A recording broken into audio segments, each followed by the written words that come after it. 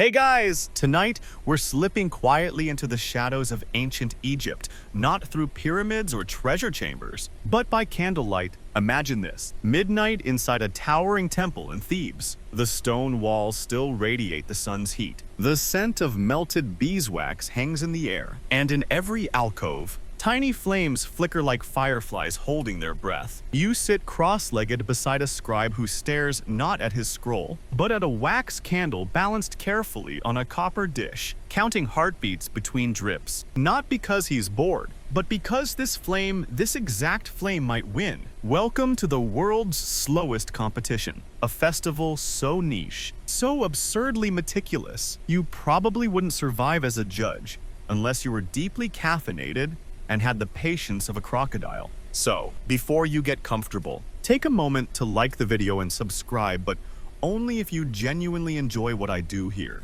And hey, let me know in the comments, where are you watching from? And what time is it in your part of the world? Now, dim the lights, maybe turn on a fan for that soft background hum, and let's ease into tonight's journey together. You're standing barefoot on the sandstone floor of a temple corridor, following the sound of quiet dripping. It's not water, it's wax. Candles aren't just for light here, they're symbols, timekeepers, sacred tools. They're handmade by guilds who treat wick placement like a divine science. The slowest burners. Those are the prized creations so efficient that they make hourglasses look like clumsy toys. A line of flickering flames leads you down into an inner chamber, where the high priest of Ra paces slowly. At his side is a young assistant with a scroll and a panicked expression. His stylus trembles. They're measuring wax melt rates again. The festival is close, and the pharaoh himself has requested a candle that can burn for exactly 7 nights. No more, no less. Behind a carved sandstone curtain, a cloaked judge leans close to a half-inch flame,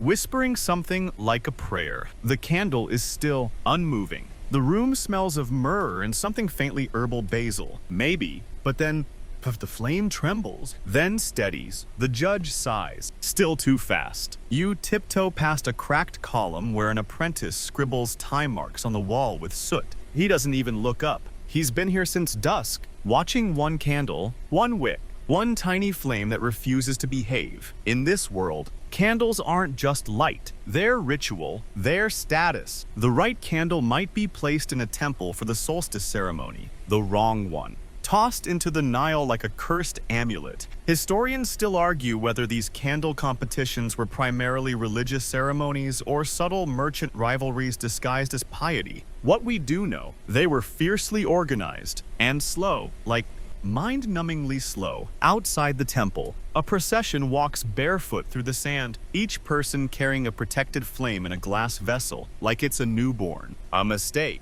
You're out. A flicker too bright. Disqualified. Use goat fat instead of bull tallow. Welcome to exile. Sweetheart, at the back of the temple, tucked behind stacks of melted wax, you find a wall of etchings, tiny markings, each noting a year, a name, a burn duration. The record, 12 hours and 24 minutes on a single stick. No relighting, no cheats, just the perfect ratio of beeswax, fig pith wick, and a secret pinch of powdered lily root. Of course, no one talks openly about the lily root. That's candlemaker gossip. You'll hear whispers always in the market about someone's cousin's friend who found a blend so slow it barely looked like it burned at all, just glowed like a beetle's back. But no one can prove it. A sudden hush falls over the temple. You glance toward the central altar. There, placed on a pedestal, is this year's champion entry, or so they hope. It's thick, unassuming, dyed a faint ochre from crushed safflower. The wick is barely visible,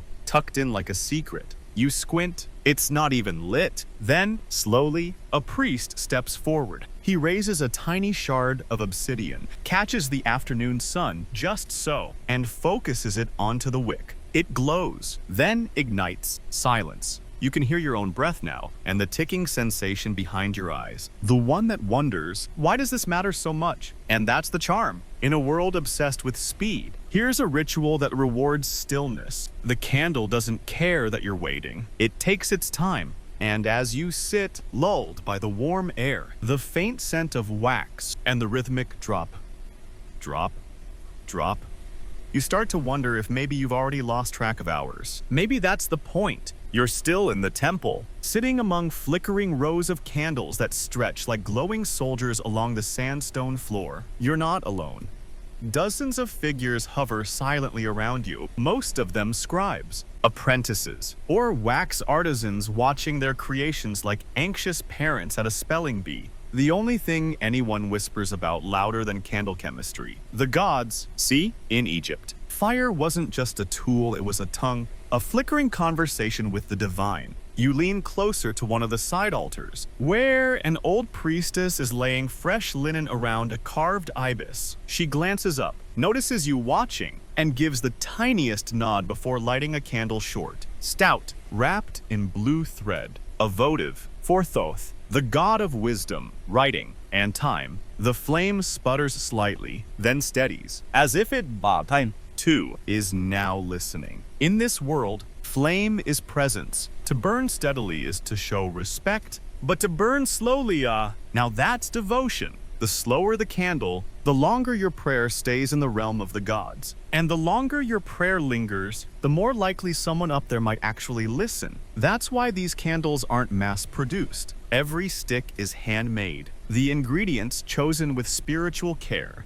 Beeswax from Upper Egypt. Reed wicks soaked in lotus oil. And in the more elite ones, yes, crocodile dung, believed by some to slow the burn. You probably didn't expect to hear that tonight, but weirdly, it worked. Mixed with oils, it gave the wax a gritty texture that reduced flame flicker. The priests weren't squeamish. They were practical. The gods, after all, didn't care about your nose, they cared about how long you remembered them. Historians still argue whether these practices were truly religious or just another excuse to keep expensive materials locked inside temples. After all, beeswax was a luxury. If your household was lighting anything at home, it was likely a rushlight dipped in animal fat that smelled like hot soup left out too long. But inside the temples, that's where real candle art lived. You walk past a raised dais where a younger priest is deep in a burn test. He's holding a bronze reflector, bouncing sunbeams onto a freshly made votive.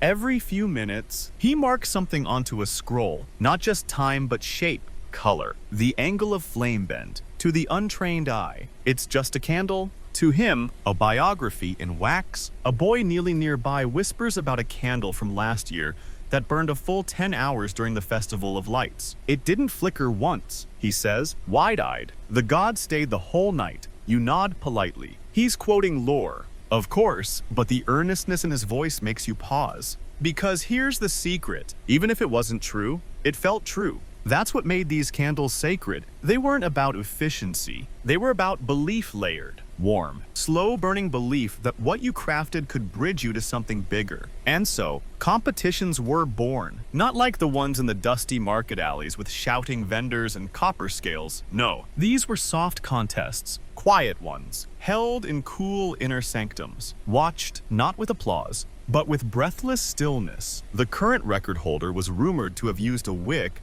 soaked in fermented fig wine, then dried under moonlight. Completely unproven, totally impossible to replicate, and according to one old scribe, probably dumb luck. Still, that hasn't stopped every apprentice from trying it at least once. You even spot one now, hiding a damp little wick inside his tunic, waiting for the elders to turn their backs. As the evening wears on, you begin to understand why the competitions weren't just tolerated, they were encouraged. They slowed time. In a world where the Nile surged, where pharaohs died, where invasions threatened and crops failed, the humble act of crafting a slow-burning candle was a tiny act of rebellion. You couldn't control much, but you could control this little flame. Or at least, try. You move toward the outer chamber where the less ceremonial candles are stacked rows and rows of practice burns. Some lean sideways, some are cracked. A few look like someone's dog got to them. And here's where the humor of it all begins to peek through. You see a wax stick labeled the turtle half melted in under an hour. Another marked Ra's patience that apparently wouldn't even light. One apprentice has scribbled "Nice try" on the base of his entry. Candle making was serious, yes, but also joyfully ridiculous. And that's something modern historians rarely admit. The Egyptians, for all their majesty and mysticism, had jokes. You don't build a civilization that lasts thousands of years without learning to laugh at a wick that refuses to cooperate. Back near the entrance, a festival organizer in golden robes is checking off a scroll. His assistant, poor thing, is carrying what looks like a basket of rejects. He's dripping wax down one sleeve and muttering about camel grease ratios. You smile. You can't help it, because this is the most human thing you've seen all night. The divine, the ritual, the incense and offerings all orbiting around one extremely unpredictable variable: fire. It flickers, it flares, sometimes it goes out when you need it most, but sometimes, just sometimes, it lasts. And in this temple, that hope keeps everyone watching. You step through a narrow archway at the temple's rear, where the air feels warmer and the scent of honey and ash thickens. Here lies the beating heart of the craft, the Candle Guild Workshop, a place whispered about in markets and envied in back alleys. This isn't some cozy little room with cute tools and smiling artisans. No, babe, this is a wax lab for the obsessive. Clay pots bubble over open flames, each one boiling a different mix of oils, fats, crushed herbs, and exotic powders. One apprentice ladles a viscous blend from a pot labeled version 87. Another scribbles adjustments beside a half-sliced reed wick. No one speaks above a whisper, because what happens here, it's half chemistry, half sorcery. You pass a series of low wooden benches, each cluttered with odd little experiments. Candles carved into flower shapes, wicks twisted into spirals, wax mixed with onion skin, copper dust, or even powdered lapis. One is studded with fennel seeds. Another seems to hum faintly, probably bees. Every candle here is a prototype, a trial run, a risk. And the goal isn't brightness or even elegance. It's slowness. The slowest melt, the calmest flame, the most consistent shape of collapse. That's the gold standard. Because remember, a candle that lasts longer gives you more time to pray, to think, to show the gods you care. One old artisan, beard streaked with soot, mutters that they've been chasing the perfect ratio for 30 years. He lifts a thick, glossy candle made from goose fat, cypress oil, and something secret he won't name. If it burns under 10 hours, he huffs. You didn't stir it like I told you. You watch as he slices into the candle with a bronze knife. The wax layers are so fine they look like tree rings. Historians still argue, he says without looking up, whether temple candles were ever actually made here or if this was just a front for testing potions. And honestly, looking around at this chaos, you wouldn't be surprised either way. At the far corner, a group of younger apprentices huddle over a low table. They're arguing about which animal fat burns slower: ox, goose, or bat. Bat's a myth. One says, you just like saying it. It's not a myth. Another protests. My uncle's candle shop used it once during flood season. Burned forever. They glance nervously at the master across the room. Then go back to whispering. You peek over their shoulders. They're sketching wick designs, some braided, some hollow, a few that look like they belong on fishing lines. And now you start to see it.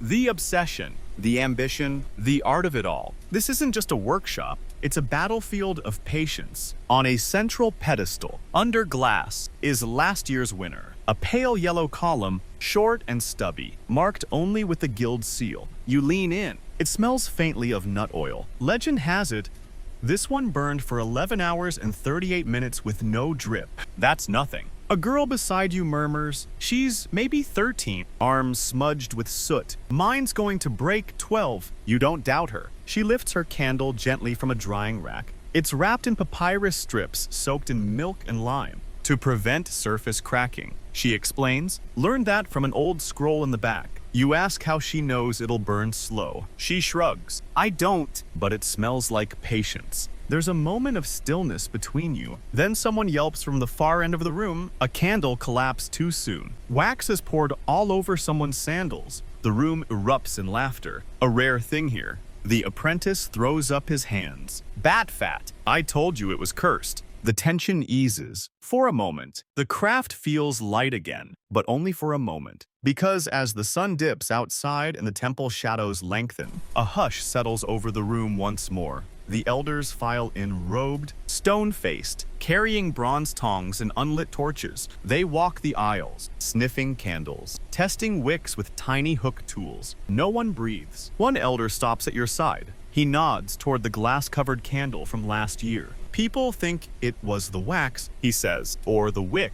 But no, he leans in closer, whispering now. It was the waiting. You blink. He moves on. And just like that, the workshop feels like a temple. You realize that what's happening here isn't about materials. It's about timing, balance, trust. A good candle, after all, doesn't demand attention. It just endures. The scent hits you first: myrrh, warm wax, and a strange tang of fermented honeys. You step into the courtyard at dusk, where torches line the sandstone walls like guards preparing for something sacred or slightly ridiculous. Tonight is the Festival of the Endurance Flame. And yes, it's exactly what it sounds like. A candle-burning competition, but not just for glory. The winner walks away with a prize that's half divine blessing, half absurd amount of barley. The crowd is already gathering. Priests in formal linen, merchants in wine-stained tunics, barefoot children chasing scarabs across the floor, and a goat tied loosely to a pillar. Classic. You find a shaded spot by a low stone bench, where a group of elders are drawing chalk rings on the ground. Each one marks a contestant's official burn zone.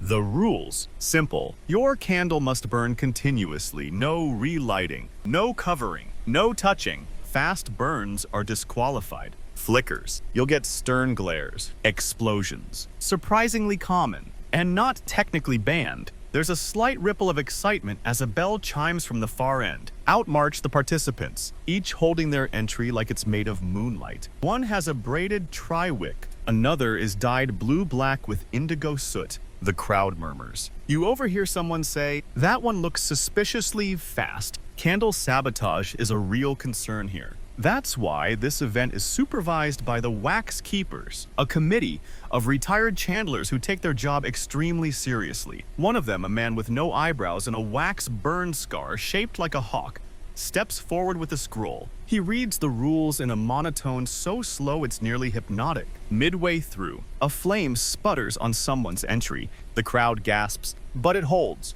Barely. Once the reading ends, the flame lighting ritual begins. No torches, no matches, just focused sunlight through polished obsidian lenses. Takes a while. There's always that one guy who can't get his candle to light, and everyone pretends not to laugh. You glance around the courtyard. Each candle now sits on its own shallow dish, tiny shadows dancing around its base. Judges with sand timers take their positions. Scribes begin whispering minute marks, and then Boss, what's the waiting begins. Because this competition, it's not fast, it's painfully slow. Designed to test more than wax, it tests your nerves. Some contestants stare at their flames like anxious parents at a toddler's swimming lesson. Others lean back, feigning cool detachment, but you see them sneak glances every 30 seconds. You settle next to a woman selling roasted lupin seeds. She's been coming to the festival since she was a child. Used to be just for temple folk, she says. Then the pharaoh made it public.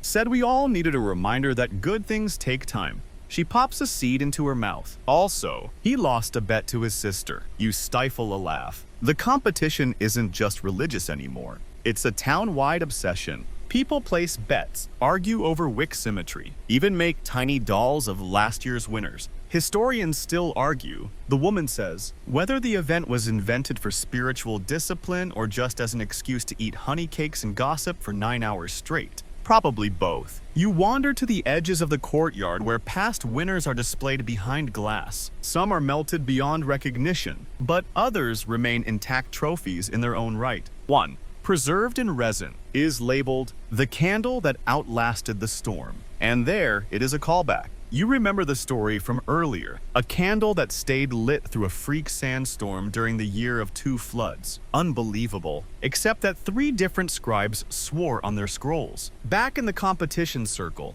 a judge gasps. One of the blue-black candles just imploded. The wax collapsed, flooding the wick out. Disqualified. The crowd clucks. The merchant who submitted it shrugs too quickly, definitely hiding embarrassment. Someone near you mutters, "That's what you get for adding date syrup." Another candle goes down. This one was shaped like a scarab too ambitious. Apparently, wax pooled into the insect's back and snuffed it. Symbolic. Probably cursed, but 3 flames remain steady, beautifully so. The sun dips low, and torches are lit. The festival takes on a dreamier air, now less chatter, more hush. The light shifts from gold to amber, shadows stretching across the courtyard like sleepy cats. A flute plays softly near the temple steps. The goat is asleep. 2 scribes are curled up under a cart, snoring. 1 judge is sketching flame shapes into his scroll like a love letter. The slowest burning candle. It's from a completely unknown entrant. A teenager, maybe 15. She hasn't moved in hours, just watches, hands folded, eyes locked on her creation. You sneak a look, her candle is thick, gray, unscented, and incredibly boring except for the fact that it hasn't moved. Not a drip, not a flicker. Someone calls her the wax whisperer. A priest walks by and mutters, "She soaked the wick in milk and sand, strange technique." Another responds, or maybe she just waited long enough. That phrase again, waiting, patience. You feel it sinking into your bones. Not sleepiness, not yet, but something deeper. That weight of shared stillness. It's what makes this festival feel almost magical. Not because of grand spectacle, but because everyone here, goat included, is committed to watching a single, tiny fire. For hours, maybe days. You're back in the candle market now. Earlier that same day, just before the festival began, picture this. Narrow lanes shaded with fraying linen. Stalls packed with pyramids of wax stubs, clumps of frayed wicks, and jars with labels like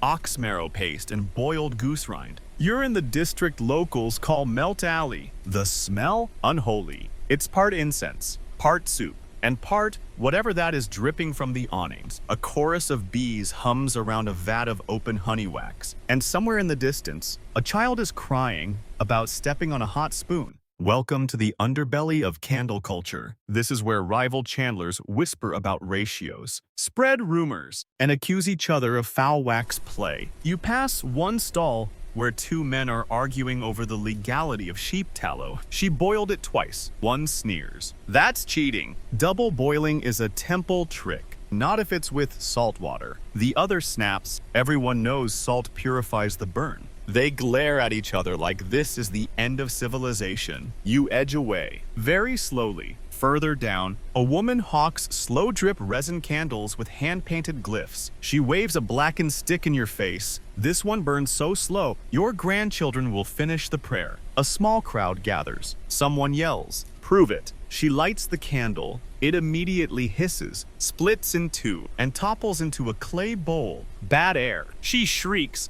"Too humid." The crowd disperses, grumbling. One guy snorts, probably stuffed it with goat hair again. Because here's the scandalous truth, sabotage is everywhere. You pass a whispering pair in embroidered cloaks. One slips the other, a pouch of powder. You catch the words, simmered fig core, and absorbs heat too fast. You don't ask questions. Historians still argue, says a voice beside you, whether the candle sabotage was ritual mischief or full-blown economic warfare. You turn. It's an old woman hunched over a basket of wax curls. She eyes you carefully. Either way, there were rules. She gestures to a poster nailed to a pillar. It's the Candle Guild's official code of conduct, roughly 6 feet long, hand-painted, and impossible to enforce. No animal wax from the sacred ibis. No oil sourced within 1 cubit of a tomb. No pre-burns longer than a breath. No hollow core wicks unless declared. No blessings from false priests. And this is scrawled in faded red ink. No wax scented with fig unless you can prove it came from a first-pressed tree. You raise an eyebrow. She grins. Fig wax burns fast. Smells sweet. Cheats often use it to fake a divine scent. You continue through the market, weaving past vendors who pretend to sell burn timers. They're just hourglasses with sand that clumps. Glass-cased wick waiters read small rocks, and even flame straighteners bronze rods with zero science behind them. You're beginning to understand that this world isn't just about making the perfect candle. It's about outlasting your rivals. One merchant shouts about his 3-tier wax formula. Another's booth claims to use wax aged under moonlight only. There's even a man claiming his ox fat is from an ox that died of heartbreak. You nearly choke on your roasted barley snack. Still, you do notice a curious trend. The quietest booths draw the steadiest attention. You pass one stall where a boy with burn scars on both hands tends to a single thick candle wrapped in papyrus. He doesn't speak, just sits beside the slowest, faintest flame you've seen all day. The wick barely moves. Customers don't laugh, they just watch. And then there's the goat vendor, not candle related, technically, but he's bribing someone with wax discs in exchange for a loner goat to distract a rival during the contest. No one questions it, because the truth is, every candle that burns today carries a little drama behind it. A tiny tale of melted ambition, ruined wicks, false prayers, secret oils, and desperate bets. You hear a vendor mutter, "One guy tried to freeze his candle once, said the chill would slow the drip rate. Did it work? Nope. Candle cracked in half during the lighting ceremony, froze the gods right out of it." The laughter that follows is soft but knowing. Everyone here has seen things go wrong. You pause at the edge of the market and look back. The stalls flicker like mini altars. Some sellers are praying, others are swearing, a few are crying, and all for a single outcome. A candle that burns just slowly. Enough? You're leaning against a cool limestone wall now, tucked in the corner of a storage courtyard behind the main temple. It's quieter here, no merchants, no goats, no children slinging wax pebbles at each other. Just the distant, steady crackle of flames and the sweet, spiced scent of slow-burning tallow. And him, the boy. He's crouched beside a row of smoldering candles, his fingers stained green from crushed basil leaves. Maybe 15 years old, with that skittish but focused energy only found in apprentice classes and baby crocodiles. You edge closer. He doesn't look up, just waves a hand gently in your direction and whispers, "Hold the air still." Right. You freeze, barely breathe. You watch. He dips a small reed brush into a clay bowl filled with milky, herb-flecked liquid and gently paints the base of a candle. The mixture steams faintly on contact with the wax. "What is that?" You ask. "Basil smoke lacquer." He murmurs, as if that explains anything. He finally looks up. "You've never heard of basil smoke." You shake your head. He nods. Solemn. "Good. Most haven't. Means I'm still ahead. This is Jet, son of a local grain measurer, runaway apprentice from a pottery school, and self-declared slowest flame chaser in all of Thebes." He flashes you a grin that suggests he's about 3 minutes away from inventing something either brilliant or mildly illegal. You point to his candles. They're odd short, with flat tops and wicks that look powder dusted. "I steep the wick," he says, "in a mix of basil, date sap, and sand." Sand. Yeah, coarse sand. Barely any. Keeps the wick from inhaling too fast. You have to admit, it sounds bizarre, but the result, his flames are nearly motionless. "Watch," he says. He strikes a flint, lights one of his creations. The flame lifts, shimmers, then steadies, absolutely still. The air grows thick, with that strange basil-sweet scent faintly green, a bit peppery. You feel it low in your throat, calming, almost hypnotic. He leans in, voice low. Basil smoke slows breath. Even the candles makes the gods lean in closer. You're not sure if that's science, or poetry, or just temple apprentice myth. But the flame doesn't argue. Historians still argue. D8 continues, whether basil was ever truly used for burn control or just part of funerary rituals. But my brother's cousin's master tried it once, and it worked. Ah, yes, the reliable cousin's master's friend. But still, you can't deny the visual. The flame doesn't dance. It simply glows, like it knows it's being watched. G pulls out a tattered scroll and unfurls it. Diagrams, circles, notes, sketches of wick braids. There's even a list titled, "Things That Make Candles Nervous." Item 1, wind. Item 2, overconfidence. Item 3, goats. You're beginning to like this kid. He shows you a small jar of powdered nettle root, only for emergencies. He says, "It calms aggressive wax." You don't ask what that means. Nearby, another apprentice walks by and scoffs at Jet's setup.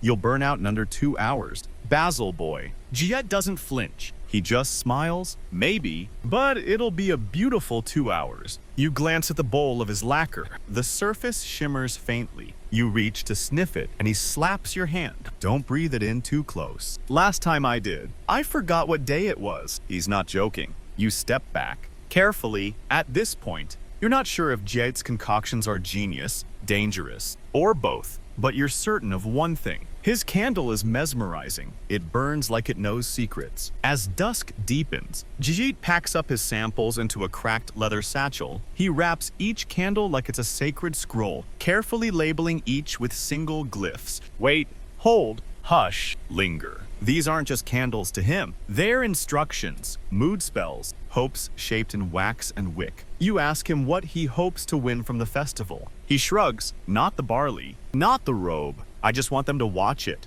to notice that something slow can still be sacred. That hits you right in the chest. Because in a world full of torches, explosions, shouting vendors, and fast decisions, here's a boy betting it all on a flicker. A whisper of flame wrapped in basil smoke. You watch him walk toward the temple steps, vanishing into the crowds. No announcement, no trumpets, just a satchel full of soft burning rebellion. And if the gods are watching, you think they're probably watching him. Back in the temple courtyard, night has fully embraced the scene. The torches have dimmed into a sleepy flicker, and the flames in the competition circle still burn, some bold, others shrinking, and a few extinguished entirely, their dishes cold and wax puddled like old regrets. But a ripple of tension moves through the watching crowd. Something's wrong. You feel it before anyone says a word. A judge stands frozen, peering over the rim of a candle's dish. His brows furrow. He taps the scribe beside him and points. The scribe leans in,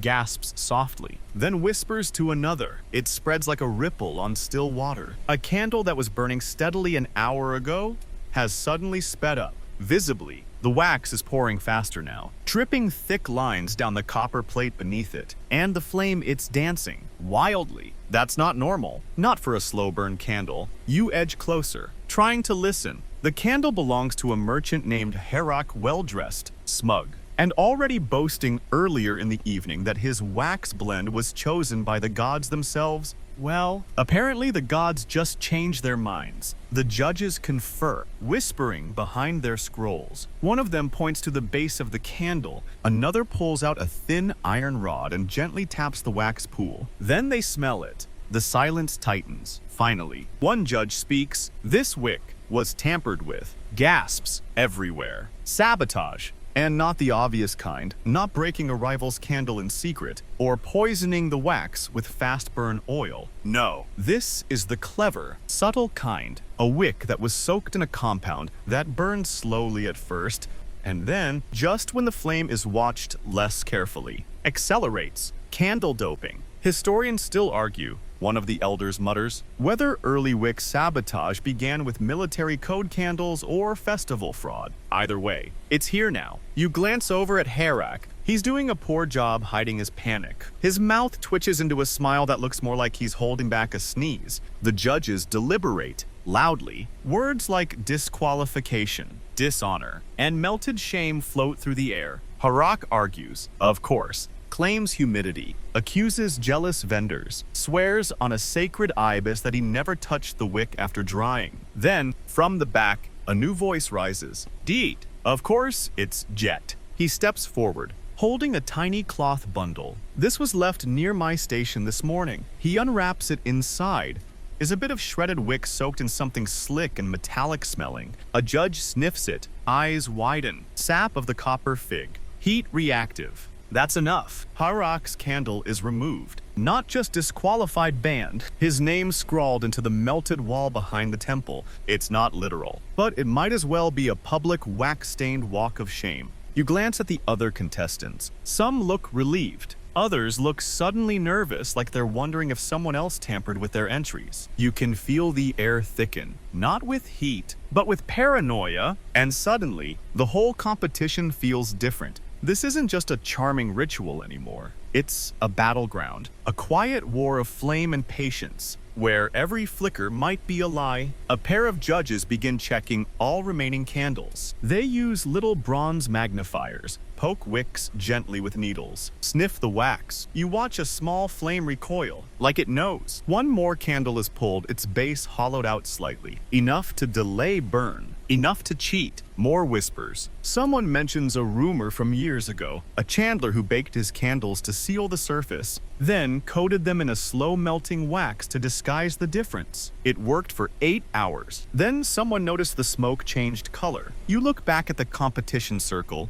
A few candles remain, still burning strong. But now, every flame feels a little more suspicious. Every contestant sits a little more stiffly. And Jet. He's sitting cross-legged again, silent, steady. His candle glows faintly, still boring, still slow, still perfect. But now, you wonder how many times has someone tried to sabotage him, and how many times has he caught them without saying a word. The judges resume their rounds, more vigilant than ever. One of them mutters something about tightening the rules next year, another sighs. And yet it always comes back to trust. Maybe that's the point. In a world where everything can be faked, burned, rushed, or bought, watching a candle burn slowly, honestly, becomes the most radical thing of all. Night deepens, and the stars bloom across the sky like a prayer made of pinholes. The temple feels older now, quieter. Only the most determined spectators remain priests, scribes, whispering apprentices,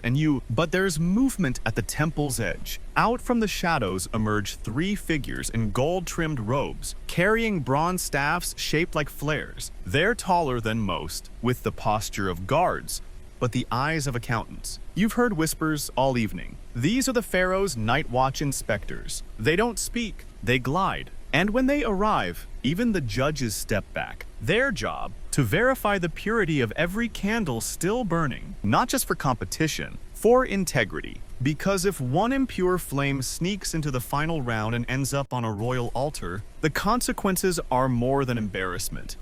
They're cosmic. You follow at a distance, ducking behind a crumbling pillar to watch. The inspectors carry tools unlike any others. One uses a curved crystal shard to refract the flame's glow, checking for discoloration. Another sets a flat black slate above the fire to observe how smoke settles. The last one sniffs. Yes, just sniffs. Deeply, with intention, like he's trying to detect lies. They reach the first candle in the circle. It's flickering slightly. The flame hiccups when they approach. The sniffer leans in, nods. Too much sesame oil. The slate inspector confirms. Burn rate accelerated. Minute inconsistencies. The decision is swift. Candle disqualified. The scribe beside it slumps forward, defeated. You realize this isn't personal. These inspectors aren't cruel. They're calm, unshakable, and they've seen everything. Historians still argue, one whispers to another, whether the original Night Watch were priests or royal executioners given a gentler retirement. Honestly, you wouldn't be surprised. They move on, reaching the entry submitted by a young noblewoman. Her candle is lovely, wrapped in woven linen, tipped with crushed lapis, and flickering steadily until the crystal test. A slight shimmer. Blue light splits strangely at the flame's edge. The inspector frowns. Foreign pigment in the wick core. The noblewoman gasps. But it's decorative. From my family's dye house. The inspectors don't argue. They simply extinguish the flame. Gently, firmly. One bows. The gods require honesty, not embellishment. Ugh, that'll sting. They move on again. D8's candle is next. You hold your breath. He doesn't move. The inspectors examine his setup. Nothing fancy, plain copper plate. Reed wick. A wax that looks like sun-dried clay. The crystal. No shimmer. The slate. Smoke curves like a soft question mark. The sniff. Just one deep inhale. Then silence. Then a nod. This one, the loud inspector murmurs, is honest. You almost cheer. But that would be wildly inappropriate. Jeet just exhales, then blinks slowly. You can tell he wasn't worried. Not really. Because his candle wasn't trying to impress. It was just being next. The inspectors turn to the final candle on the far side of the courtyard. It belongs to a guild elder, a veteran. His creation is wide and flat, like a tiny wax bowl. The flame burns with a deep orange hue, steady, bold, suspiciously even. They inspect it. Crystal, slate, sniff. The sniff inspector pauses, tilts his head, takes a second whiff, then a third. Something's off. He says, eyes narrowing, not quite wax. The others lean in. One pinches a bit of cooled drip with his tongs, smells it, rubs it between his fingers. Pine resin, not illegal, not forbidden. But resin tamps melt rate. One notes, it's masking an unstable wick. The elder stands, arms crossed. It's traditional, maybe once, the inspector says, calmly. But not tonight. They bow, they extinguish, and just like that, another contender falls. Now, only 2 flames remain. Jets! And a candle no one expected to survive this long, thin, awkward, made by a retired butcher who claimed cow bone marrow burns truer than the heart. Surprisingly, his still flickers on, but the night watch have finished their rounds. Their silence settles over the courtyard like fresh wax, and then, with ritual grace, they bow to the crowd, touch their staffs to the ground, and vanish back into the night, as if the darkness itself folded them in. You feel something shift. The crowd breathes again. The judges return to their posts. The scribes pick up their pens. But now the air carries the weight of scrutiny. Every flame that flickers does so under 1,000 eyes. And you keep watching Jet. Because while others may have tried to manipulate the wax, trick the timing, sweeten the smoke, he simply let it burn. And somehow, that feels more radical than ever. The temple has grown even quieter now. The kind of stillness that makes every wax crackle sound like a thunderclap. A full moon hangs heavy above the courtyard, bathing the scene in silver. And beneath that moonlight, something strange unfolds. Whispers, low at first, then louder. Someone's candle, an entry from a mid-tier chandler named Pahat, is burning backward. Yes, that's what they're saying. Backward. You rise from your seat on the sandstone steps, craning for a better look.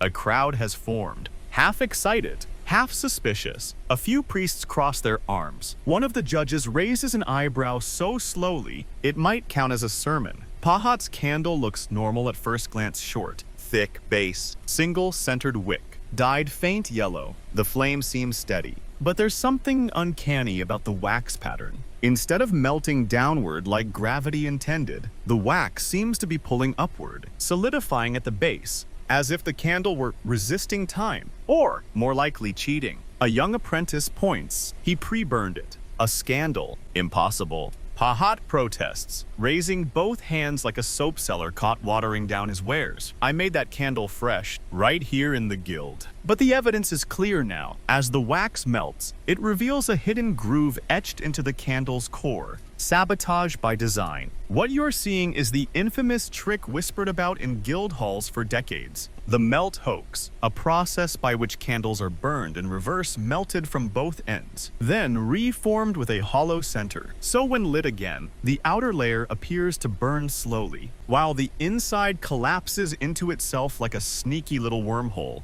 Historians still argue. One elder mutters, if the melt hoax was first used for festival fraud or to fake temple vigil candles during mourning seasons. Either way, it's heresy now. 2 judges step forward. One pokes the groove with a bronze stylus. The other tastes. The wax tastes it and confirms what everyone suspects. The candle has been tampered with, compressed, and reborn. Pahat's face falls. His knees do too. His candle is immediately extinguished, a symbolic gesture. But the wax is scooped into a special jar labeled Forgery 432B, another entry for the archives, another lesson for apprentices. And yet, despite the drama, a laugh trickles through the crowd. Someone chuckles and says, at least it didn't explode like last year. Ah yes, the great melt hoax of year 432. You've heard fragments of that legend throughout the day. Now, someone nearby leans in, eager to tell the full tale. Apparently, during the festival in year 432 of the High Flood calendar, a record number of candles were submitted, over 60 entries. Everything seemed normal until the 3rd hour of the vigil, when a small desert mouse scurried through the competition circle. Innocent enough, except that mouse knocked over a chalice of date wine,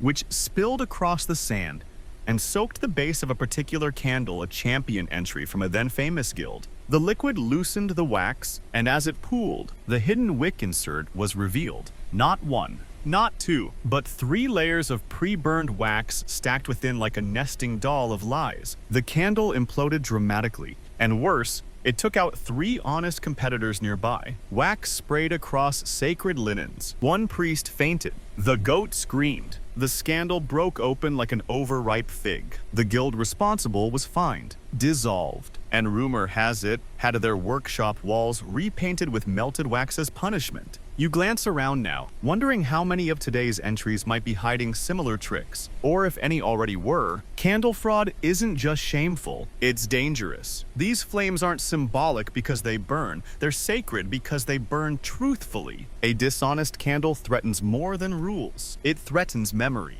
ritual, devotion. And yet, it's always tempting, always easier to shape the outcome than to let it unfold slowly. You return to your place beside the judge's circle and let your gaze drift once more to Jade's candle, still burning, still steady, still boring. But now perhaps it feels more impressive, because in a sea of hoaxes, secrets, and accidents waiting to happen, here is a flame with nothing to hide. A reminder that real endurance isn't dramatic. It's honest, and it glows. The wind shifts. Not dramatically, just a soft sigh across the courtyard, enough to ruffle the hems of robes and send a few curls of smoke sideways. You're still watching the candles. Everyone is, by now. There are only a handful left. The rest have either burned out, collapsed, or been banished to the melt jar of shame. But something new enters the atmosphere. Scent. It's subtle at first. A whiff of lavender, maybe mint. You turn your head slightly, nose twitching. A few others are sniffing the air. 2, and then it hits. A strange, almost too perfect fragrance wafts through the competition circle. Warm, floral, with a syrupy tail like someone dropped honey into rosewater and fanned it with sandalwood. You know what this is. A scented candle. The judges exchange glances. One leans forward, eyes narrowed. Another starts scribbling into his scroll furiously, because scent, while not technically banned, is deeply controversial. Some call it innovation, others call it blasphemy in a clay jar. And the source of this fragrance? A candle burning near the northeast edge tall, sculpted into a spiral, wrapped with etched copper wire. Definitely not one of the humble entries. You edge closer, a plaque reads, Entry 17 Lady Nahet, of the Hollow Wick School. A murmur ripples through the watchers. Hollow Wick. That's a name loaded with history. Legend has it, the hollow wick technique was invented generations ago by a candle maker so obsessed with extending burn time that she drilled a hidden core through each candle and filled it with a slow-drip resin. It worked sort of, but the technique was banned after one exploded during a royal wedding vigil. Since then, hollow wick has been a polite way of calling someone a fake. You kneel to inspect Lady Nahet's flame. It's undeniably beautiful, tall, slender, clean. The scent pulses gently with the flicker. It smells like confidence, like someone daring the gods to blink first. A judge steps closer, then another. One performs the tilt test, gently angling the plate to see how the wax moves. A suspicious wobble. Another tries the sniff test, not to extinguish it, but to watch how the flame bends when startled. It should shiver. It doesn't. The head judge raises an eyebrow. This candle's core is reinforced. Lady Nahet steps forward. She's tall, older, and wrapped in the violet linen embroidered with gold flame motifs. Her voice, when she speaks, is practice. I used floral extract. She says, no resin. Just essence of papyrus and pressed rose. As permitted, the judges glance at one another. No one argues yet. But then another voice speaks up. Check the wick. Date. Again. Sitting cross-legged like always. Watching everything like he always was. The judges hesitate, then comply. A stylus is inserted gently down the wick core. It sinks too deep.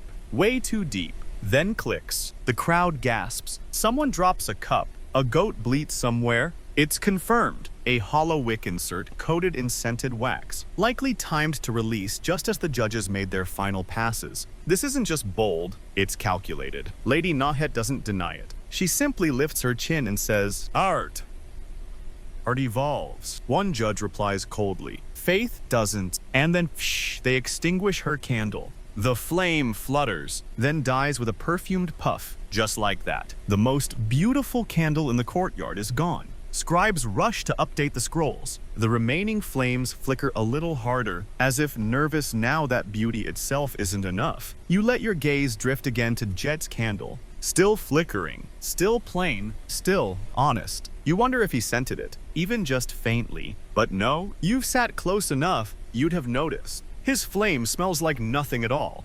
Just warmth, wax, time. Historians still argue, a nearby elder whispers to no one in particular, whether scented offerings were gifts to the gods or distractions from our own impatience. A pause. Then she adds, I suppose it depends on whether the gods have noses. The crowd chuckles, but the mood has shifted again. Not with scandal this time, but clarity. People are realizing the final round won't be won by flash or fragrance. Not this year. What remains now is purity, steadiness, the art of not hurrying. One judge leans over to a scribe and says softly, we are watching the return of stillness. And stillness, it turns out, smells like nothing at all. Dawn creeps in slowly, painting the limestone in pale peach and quiet gold. The torches have long since fizzled into stubs, and now the only light comes from the sky.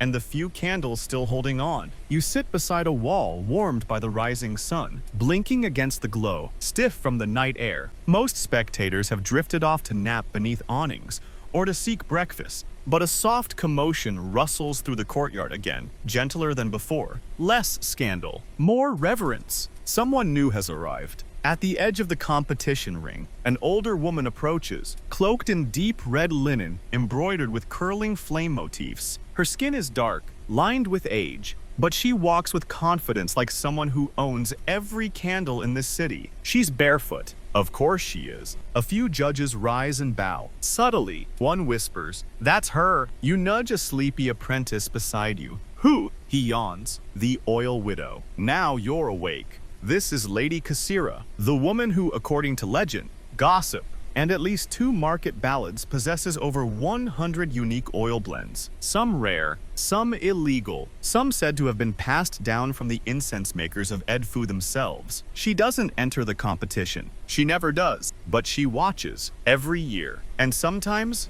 she whispers. Today, she glides silently past the dwindling flames, pausing beside each one like she's weighing its soul. She stops before a melted stub and clicks her tongue. Too much gourd resin. Another. Smells like scorched marjoram. Someone's rushing. Then she reaches Jet's candle. You watch closely. She kneels, examines it, doesn't touch, just breathes. And then she closes her eyes for a long time. When she opens them, she says only, honest. She moves on. You think Jet heard? He doesn't react. Doesn't need to. That single word hangs in the warm morning air like a blessing. The judges approach her cautiously. One asks if she's brought a sample for the guild archive this year. She nods, then pulls a tiny stoppered jar from her satchel. It's opaque, sealed with wax, and smells like absolutely nothing. The label reads only Oil 100. Do not burn unless you mean it. The guildmaster bows deeply and places the jar into a padded case. Lady Kasira turns to leave but stops suddenly beside a novice, no older than 10, who's struggling to light a practice candle with a flint that keeps sparking sideways. She gently takes the flint, strikes it once. The wick catches, the flame steadies. She nods. Good oil can't save the bad spark.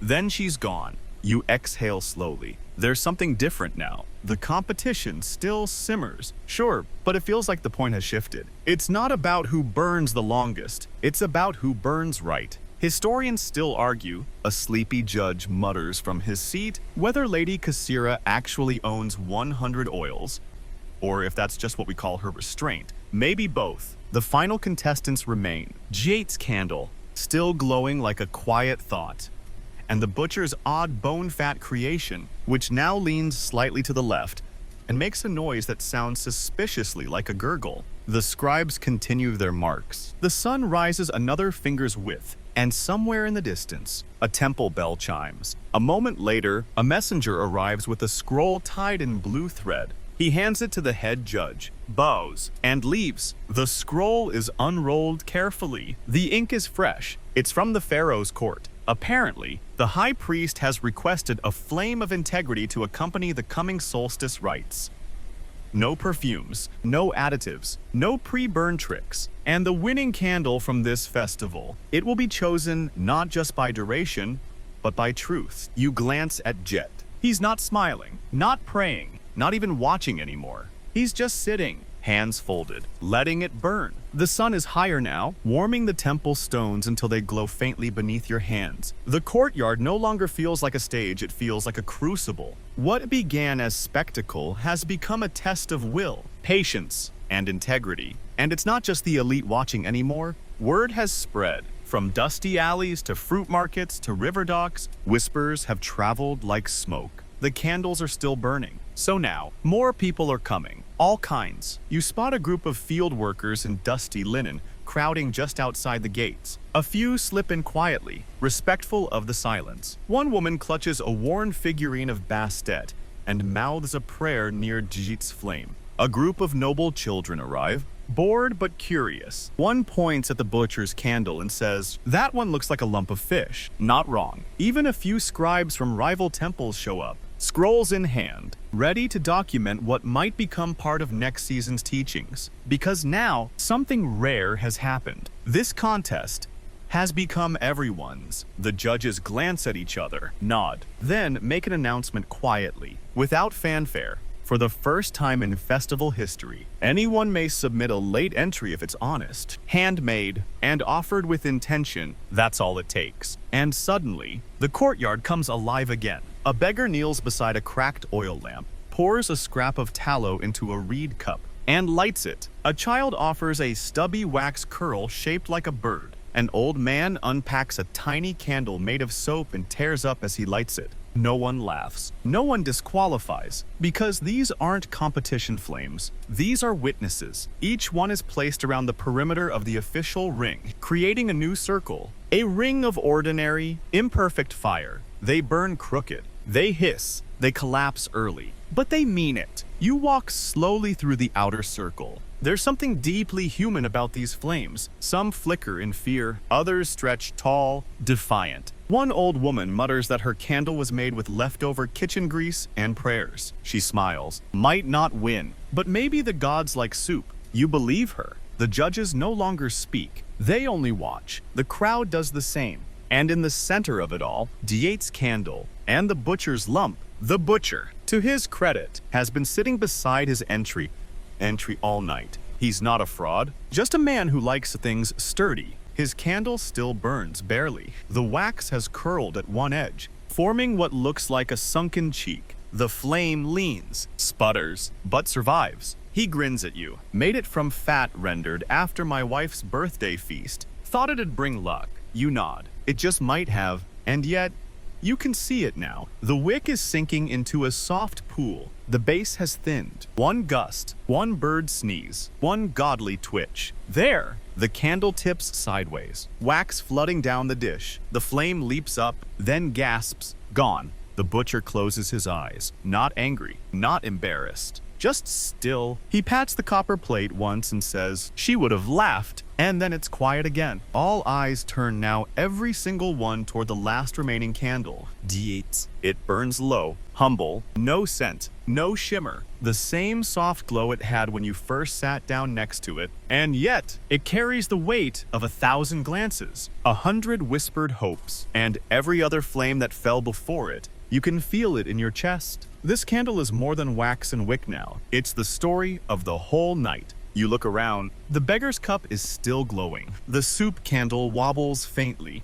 A child's bird candle has melted into a winged puddle. But they remain because this circle isn't just about winning anymore. It's about belonging. You sit down, cross-legged, mirroring Jet without meaning to. You don't say anything. You just stay. And you wait. You don't see it at first. The crowd doesn't either. It sneaks in, quiet as a cat, a shadow across the flame. A sliver of darkness shifts over Jet's candle, and a strange murmur ripples through the courtyard. You look up. The sky, which moments ago was soft and warm with morning light, is darkening. Rapidly, the sun dims not behind clouds, but behind something far rarer, a lunar eclipse, or, as temple scribes call it, the moon's silence. It happens once in a generation. The timing, utterly accidental, or perhaps not, the eclipse deepens, turning the courtyard into a dim, surreal world of bronze glow and breathless watchers. The flames flicker wildly not from wind, but from the change in air pressure and cosmic nervousness, if that's even a thing. Jade's candle holds, for now, but others are not so lucky. The beggar's flame shudders, gutters, vanishes. A child cries softly. A priest relights an altar torch out of reflex before being gently scolded by a judge. Even the judges look unsettled. One clutches a palm leaf fan but doesn't use it. Another scribbles something into the margin of a scroll and underlines it 3 times. You turn your head and glance at the crowd. People are rising, whispering, palms pressed together in reverent unease. Historians still argue, someone murmurs behind you, whether eclipses were seen as omens or reminders to stay humble. You believe both, and the tension isn't just from the darkening sky. A storm is building, not fast, but sure. The air grows thicker, denser. You taste metal on your tongue. The judges gather in a tight circle, arguing now, should the competition be paused, postponed? The candles weren't built for this, but then someone gestures toward Jet. He hasn't moved. His hands are still folded. His candle still burns, and that, perhaps, is the answer. If his flame survives this not because of luck, but because of design, then he wins more than the festival. He proves the candle wasn't made to impress. It was made to endure. A distant rumble echoes over the desert, the kind that makes you look up. Even if you're indoors, a few drops of rain splatter onto the sandstone. Nothing dramatic yet, but enough to make everyone flinch. One of the novice candles snuffs out with a hiss. The soup candle smolders, tries to stay alive, then dies in silence. Only 3 flames remain. The child's bird-shaped candle miraculously still upright, a last-minute reed lamp from a street vendor, and Jet's. The bird candle collapses first. Melted wings, gone. The reed lamp sputters. The oil watered by rain, gone. Then there was one, and then crack. A bolt of lightning streaks across the sky. Distant thunder answers, louder now. The eclipse reaches its peak, casting the entire courtyard in a dim gray-purple veil. And there, in the middle of it all, Jade's candle flickers, just once. The flame bends sideways. It leans. You hold your breath. Everyone does. And then it returns, straightens, steadies, glows. It survives. By the time the eclipse passes and the sun peeks out once more, the courtyard has changed. Something deeper has settled here. The judges don't announce a winner. They don't need to. Everyone already knows. People begin to kneel, slowly. Not to Jeet, not to the judges, but to the flame, the last one. The one that didn't flicker, didn't cheat, didn't hide behind oils or tricks. It just stayed. It's midday now, but the light feels softer, humbled somehow, like even the sun knows it's come second today to a single, stubborn flame. The courtyard no longer buzzes with chatter. It hums. There's music, but not from instruments. Just sandals brushing stone, robes fluttering as people shift positions. Quiet sighs from those who've been sitting here all night. The kind of music made by stillness. You watch as the judges approach D. This time, there's no inspection, no tools, no poking, no tests. They simply kneel, all of them. And one by one, they remove their head coverings and bow not to Jet, but to the candle. You notice something then. Jet still hasn't moved, not a flicker in his posture. His hands remain resting gently in his lap. His eyes are closed. Maybe he's praying. Maybe he's just listening. Or maybe he knows the flame no longer needs him. Because now, the candle is no longer part of the contest. It is the contest. It's the proof that slow is sacred. That honest is louder than scented lies. That patience burns longer than ambition. The crowd begins to move not away, but forward. People are laying small tokens near the candle. Wax petals, fig leaves, scraps of personal cloth. A child places a bead. An old man adds a pinch of sand from his village. No one speaks, and still the flame burns. The judges, now standing behind Jet, look to the high scribe. He nods, then produces a scroll. The parchment crackles faintly as it's unrolled, and the announcement is read. The candle of the festival shall accompany the solstice flame.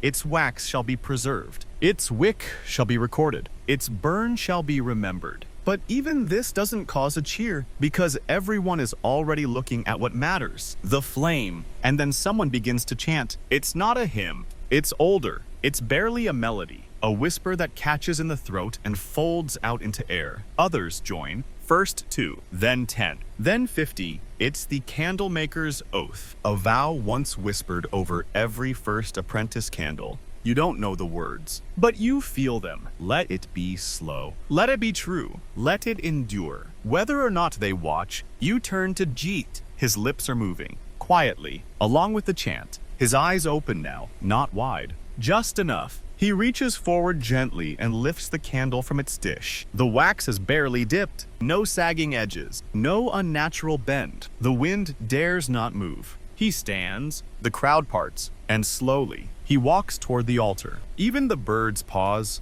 He places the candle at the center of a gold-trimmed vessel, the official holder of the solstice flame. The judges seal it. A priest nods. A bell tolls once, softly. It is done. You realize you've been holding your breath, and now, as people begin to move again, to talk softly, to touch shoulders and smile at strangers, you understand something deep in your chest. That wasn't just a candle. That was a memory in wax, a moment of faith measured in heat, a lesson. That sometimes, the quietest burn leaves the longest glow. They don't put the flame out. No torch is waved. No breath is blown. No bowl clamped over the light. Jade's candle, now sealed in the solstice vessel, continues to burn. And that's the point. Because a true slow burn candle isn't about spectacle. It's not designed to dazzle, erupt, or command a room. It's designed to stay. You remain seated in the courtyard. Though the competition is long over, many others do the same. Some are dozing against pillars. A few apprentices are sweeping up wax fragments with goat hair brushes. One judge, the one with the bird feather tattoo along his neck, sits beside the extinguished butcher's candle. He isn't speaking, but every now and then he dips his finger into the wax pool and draws slow circles onto the stone. You realize this wasn't just a contest, it was a confession. Each candle held someone's secret hope, each wick a small dare to time. And Jets, that wasn't just a flame, that was proof that stillness, patience, and quiet conviction don't just survive, they win. You see Lady Kasira once more, speaking softly to a group of apprentices near the back of the courtyard. She opens a small vial, one not on any scroll, and lets them sniff it. They inhale, and their eyes widen. Then she smiles and says, "Now forget that smell until you've earned it." Classic. Near the temple gates, scribes are already copying records. Jate's name is carved into fresh limestone, below the others, but it glows a little differently. Doesn't it? Not because of embellishment, but because no one dares carve it with haste. Historians still argue, one says as he etches the date, whether the candle of year 441 burned 12 hours or 13. You chuckle softly to yourself, because it doesn't matter. What matters is that it burned with nothing to hide. Eventually, the crowds disperse, slowly, reluctantly, like people leaving a dream. You stand, stretch, dust the wax from your robe. You take one last look at the vessel on the altar. Its lid open just enough to let the flame breathe. Still there, still steady. You smile, and you leave. You walk back through the sandstone lanes of the city, past shuttered stalls and quiet fountains, your feet echoing gently with each step. The streets feel softer now, as if the entire city has exhaled. And you, too, breathe more slowly. The smell of warm wax still clings faintly to your skin, and the flicker of candlelight dances behind your eyelids with every blink. You remember the silence of the crowd, the hollow wick scandal, the basil-scented lacquer, the child's melted bird, the woman with 100 oils, and most of all, Jet, still, honest, steady. You begin to forget the specifics. Was it 12 hours or 13? Did the judges actually declare him champion? Did he ever even speak? Maybe it doesn't matter, because what lingers isn't the length of the flame. It's the feeling it gave you. That patience is power. That honesty holds. That's somewhere in this fast, loud world. There's still beauty in a slow, steady burn. You curl up beneath your own kind of canopy now. Maybe it's your blanket, your curtain, or your thoughts, and let the memory of that temple courtyard settle around you. Soft light, warm air, the hush of reverence. The flame is still there, in the center of your chest, burning not to be seen, but simply to stay. Good night.